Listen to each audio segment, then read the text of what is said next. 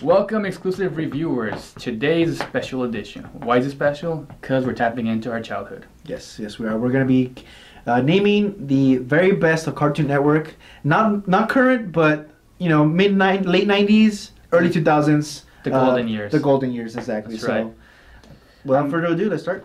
Yeah, and just to mention, now you have some weird cartoons that look very low quality, don't really look creative, and the storylines are not great. Like Regular Show, Chowder, and Adventure Time. Yeah. It seems like we've gone backwards in time. Let's take a moment and remember the great cartoons that got us through the 90s and the early 2000s.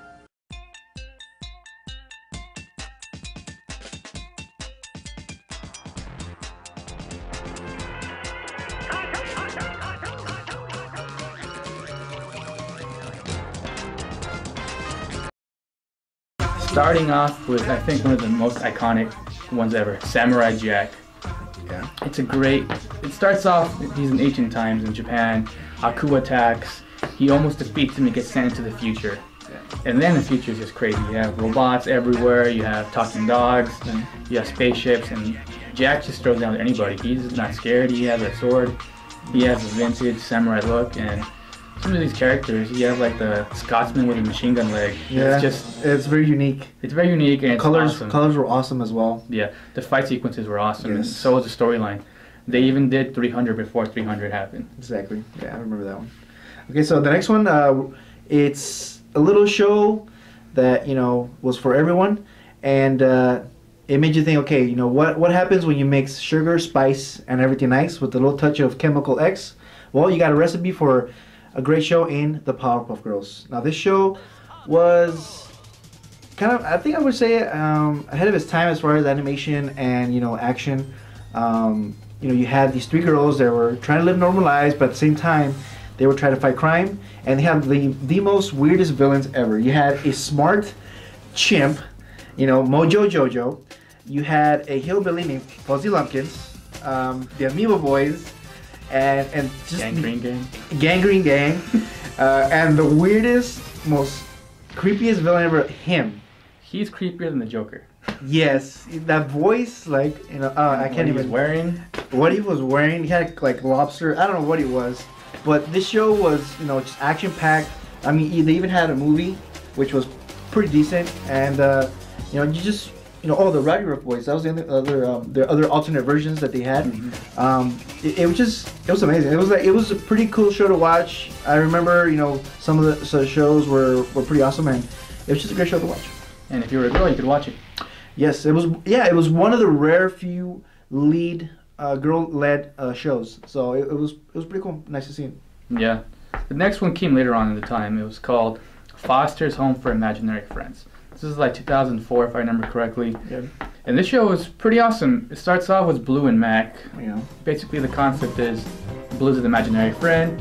When Mac gets too old for him, he's got to take him to a home. Kind of like a retirement home / adoption agency type thing. It's kind of sad, really. It's like, just leaving your imaginary friend.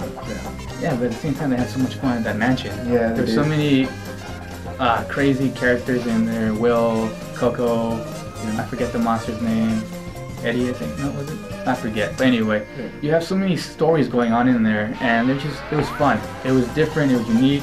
It was original. Yeah, and it was very short-lived, but while it was around, it grew a very good audience. Yes, it did. Well, the next one is how do I describe the show?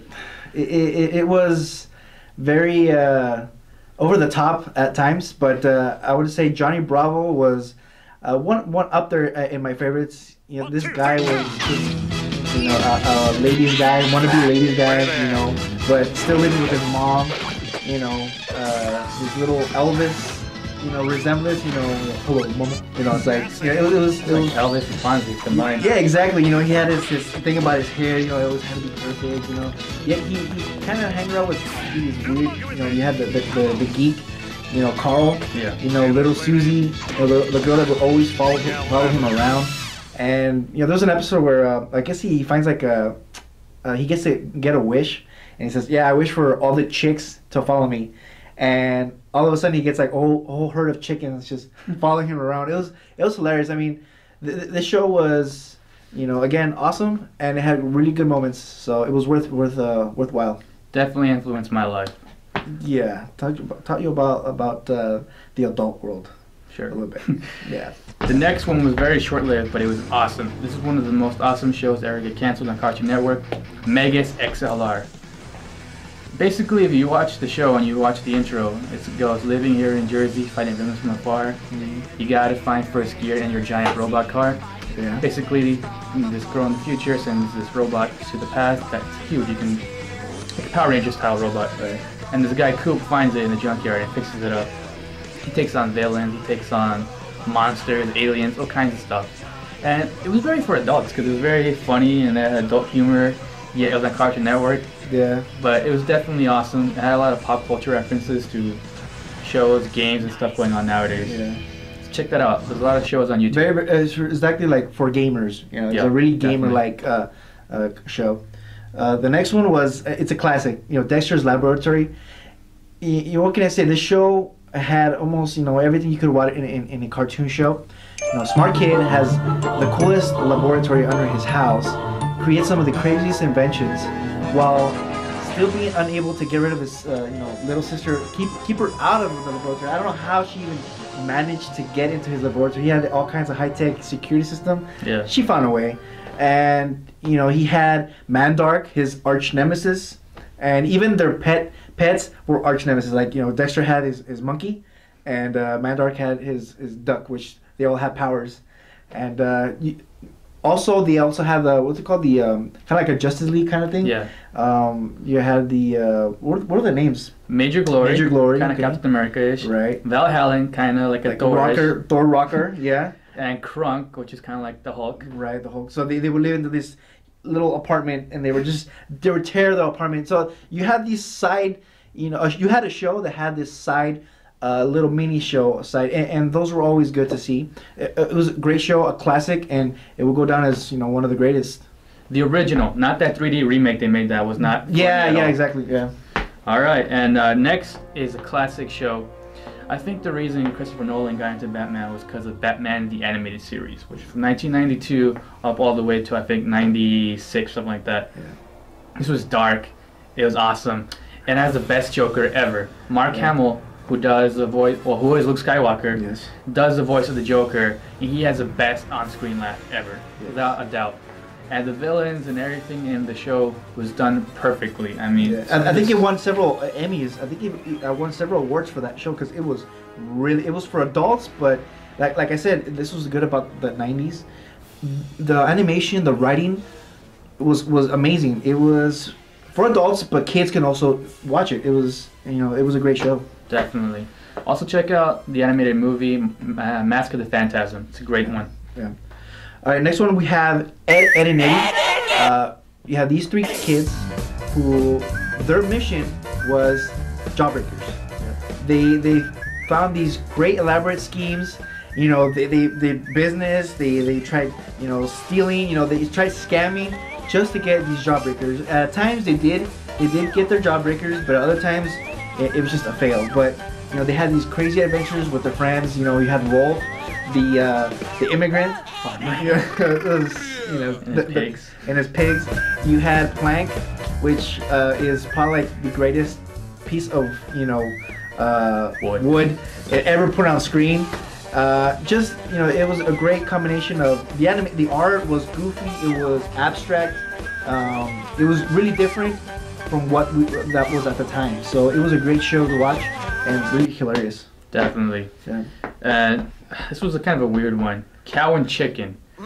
It is what it sounds like. There's a cow and a chicken that talk that live with two adult humans that you never see them beyond their waist. Yeah, that was weird. Yeah. And like a red devil guy that would always be rolling around. Yeah. The two cheeks. Yeah. And you would get these once again like a little mini show within it called I Am Weasel would come out. Yeah. And eventually it did spawn its own TV show. It did. And it was entertaining yet weird all the time. I don't really remember any episode. And I mean, the shows were, I guess it reminded me a lot of Ren and Stimpy kind of. It had that Ren and Stimpy animation. But yeah, I mean, a show's doing good when your little mini side show gets its own show. So Yeah. it was pretty fun. I liked it. It was weird. yeah. Okay, the last one is Courage the Cowardly Dog. This show was it brought a lot of warmth into my heart because this dog went through so much just to save this family. One, you have the Muriel, which found him. She just loves the dog to death. But then you have Eustace, which is this self-absorbed, care for nobody, just for myself guy. It bags on this dog all the time, and they just don't appreciate what this dog does for them. Every show is just saving their lives, and well, just to point out a thing, he always saved Muriel. Eustace, not always. He ends up sometimes getting destroyed or burnt, or something would happen to him. True. I mean, there's one time where he took courage to get some food, right? This middle of nowhere restaurant and eating burgers, and they just go off in a little adventure by themselves. I think I remember that one because it was just, you never saw those two together that long. But I mean, the show was awesome. It had creepy villains. You had the snowman, creepy chicken, the alien chicken. They would that strangled the other chickens. Yeah. It was definitely creepy at times. Not for all children. It might disturb some of them. Yeah. You have that mummy, and then that creepy guy with the hair, the weird hair. Shaved the animals. Yeah, dude. That was weird. It was naughty. Yes, exactly. So it was a great show to watch. Again, a timeless classic for Cartoon Network. So what more can I say? Definitely. Check out all these shows. I mean, back then, there was so much story and just they're much higher quality than there is now. Yeah. Check them out. You can find some on YouTube. You can find some online. Even on Netflix, you can find Samurai Jack. All right, guys. Check it out. Review our show. Give us a lot of likes and thumbs up. Till next time. And may the Speed Force be with you.